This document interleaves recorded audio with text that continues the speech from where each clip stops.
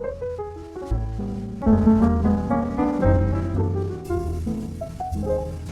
I'm John Carney from KTRS, and pleased that St. Louis Magazine invited me to pick my favorite dishes in St. Louis. And we started with the appetizers, and to me, it's the most important part of the meal because it sets the tone. And there's one dish that I've ordered many times where I got it as the appetizer, then got a bigger portion for the entree, and when it came around to dessert, I waved off the dessert cart and just got, again, a smaller portion of that dish once again. That dish is the mushroom trio that I got at LoRusso's, and we've come to bother Rich LoRusso to see if we can't find out how to make it. And he's such a people person anyway. Hi, Rich. Hi, John. How are you? Thank you very much for the honor. I know, you're on TV like every week, so this is really Most wanted. Going out of your way. So talk to me about that dish. You make a lot of different things. You've been doing this for years and years. Is it one of your staples or is it just one of my staples? Oh, it's definitely one of the staples. I mean, a lot of people talk highly of it. It's requested an awful lot as far as people wanting the recipe. Put it on your website. And it's just a very difficult recipe, and I'll show you over the course of the different steps that it takes to make it. It's just not. It's not something you would. I mean, you maybe would make it, but I think for the normal Joe, it'd be just a That's too good, many. because we want him to come here and buy Exactly. it. Come here again. Right? Come here. Okay. On the menu, there's a lot of traditional things that come from your family, from your upbringing. This mushroom trio seems to me like it would be something more that you just created, or is it steeped in tradition? Oh, no. It's something we totally created. You know, when you travel, when you dine different places, you know, you try things, you get inspired. And this is exactly what this was. This is a real traditional reduction, you know, champagne and heavy cream reduction. It actually has morphed over the years. When we first started making the dish, it was a lobster stock base, and then as time went on and people were being issues to allergic to shellfish, we changed it to a veal stock dish, and then people say, "Boy, I wish that was a vegetarian." So now it's a vegetarian dish. You know, we use vegetable stock in it, and so as time has gone on, it is what it is now, and it absolutely tremendous. It's got the comfort, you know, the cream and the champagne. And it's got a little touch of brandy and the crostini, smoked mozzarella. Smoked mozzarella on the crostini, really. People are like, what am I tasting here? And that's what's so fun about making these dishes all the time. There's always layers upon layers that we're building on. And people say, well, that's your secret. It's just how I cook. You know, talking about this is very interesting, but it's not doing it for me. So can we go get some and make some? We can do that. We do that here, or you want to go to the kitchen? Oh, we need to go in the kitchen. Let's go in the kitchen. Do that. All right, let's go. Thanks. So this is where it all happens. Rich, we're at your house now. Make a mushroom trio for Get us. out of the way, John. I got money. What we're gonna do, we're gonna do this simultaneously, and usually this is not how it's normally done, but this is how we're gonna start off. We're gonna start off by making what we call the stock. And the stock is going to be some onion, celery, carrot, a little bit of fresh chopped garlic. Saute that lightly. We're going to glaze it with a little brandy.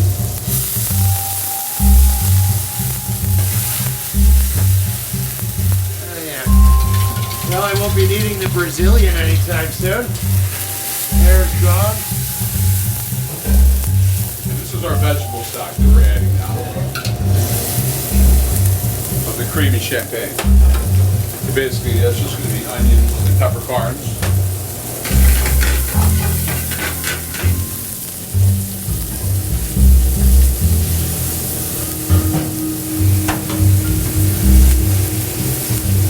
Should I check that first? Come on, we got to hydrate it.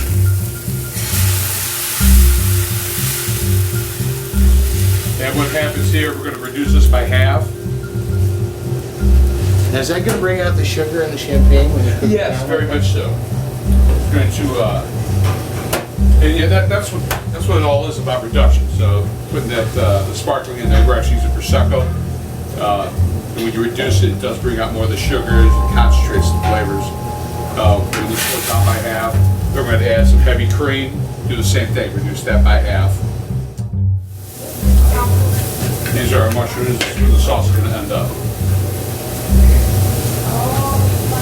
Alright, so it is a little more involved. I thought, well, I can learn to do this and make this at home, but I don't know if I have 3 pans. Well, yeah. I mean, you know, this, particularly this, you can make this ahead of time. You can use it for all different kinds of stuff. It's not, you know, this is just for, we actually use this on some other things. So that's almost like a mirepoix, right? With the celery, the carrots, and onions? So we're doing a little cornstarch slurry to thicken that.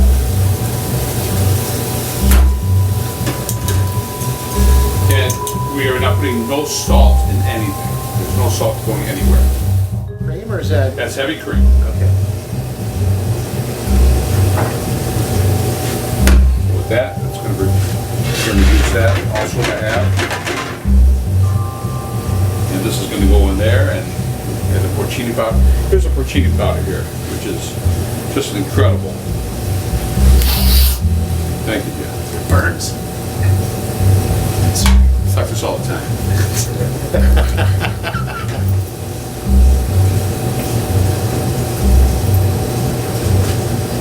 Here we have taken some garlic toast and toasted it up. Put some smoked mozzarella. That's what I was saying earlier. The smoked mozzarella just adds that different flavor dimension. Why is it so smoky? That kind of thing. It's just something else that really makes the dish pop.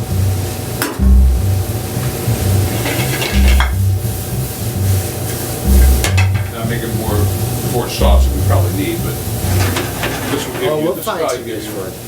This will be enough probably for at least 8 people. And John's correct. I mean, we have people that will have the mushroom trio for an appetizer and they'll say, hey, can I get that steak, but can I get the mushroom trio sauce on it? Yeah. Can you put a little garbanzo? I mean, it's just one of those.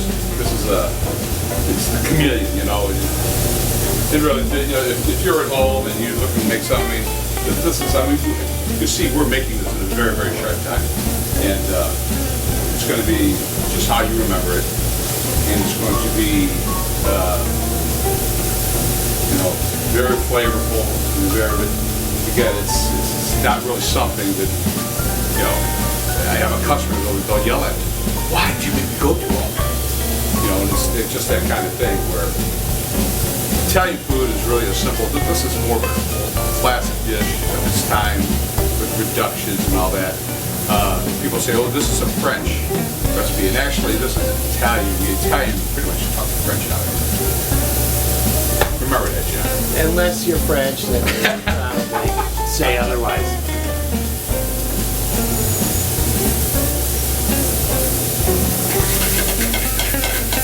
And this will all just go over the crostini. That's how it's Yeah, done. yeah, that's how we do it. So it doesn't cook at all with the bread.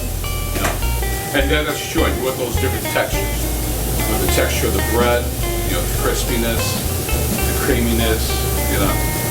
My good friend Mark Pullman at the Cheshire. Sure. Rich, you do the best gravy bread. Gravy bread? That's a good name for it. That is a good name for it.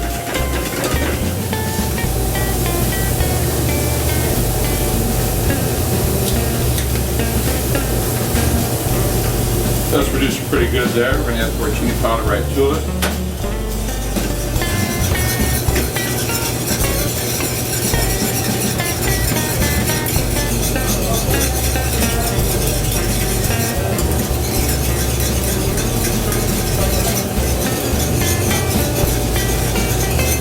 This probably could have went a little bit farther as far as the reduction, but I think for our purpose today, this is fine.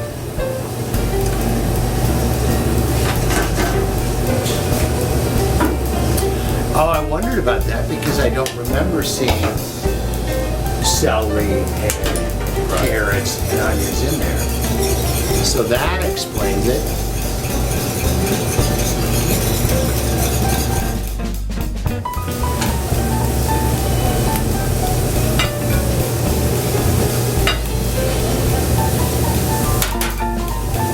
Did you sauce is really coming together. Pretty much. That's where it's going. Now, what are you straining out of there? Is that the peppercorns? So you get the peppercorns and the onion soaked in that sauce. In that.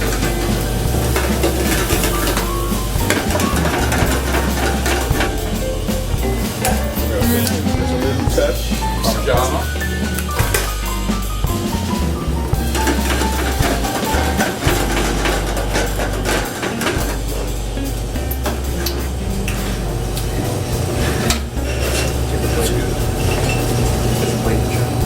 There it is. There it is. Buon appetito! John's favorite. Out of here.